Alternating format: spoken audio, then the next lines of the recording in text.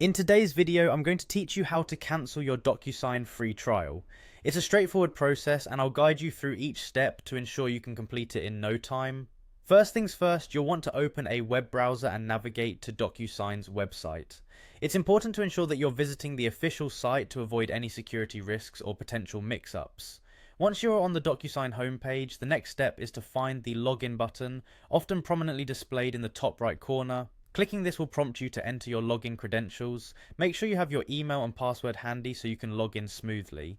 If you've forgotten your password, don't worry, as there's usually an option to reset it. After logging in, you'll find yourself on the Docusign homepage.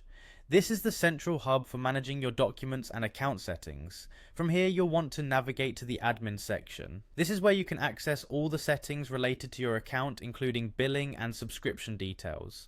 The admin button is typically located in the menu, making it easy to spot. In the admin section, look for the option that says Plan and Billing.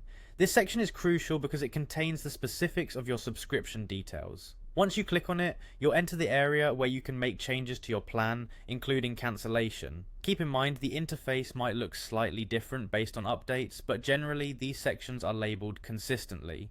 Now, after navigating to the plan and billing section, you should see the details of your current plan. To proceed with the cancellation, follow the prompts that guide you through the cancellation process. Docusign usually provides a clear path with instructions to confirm your decision to cancel. Some users might also encounter a short survey asking why they're choosing to cancel, but this step is optional. And there you have it. By following these steps, you've successfully cancelled your Docusign free trial.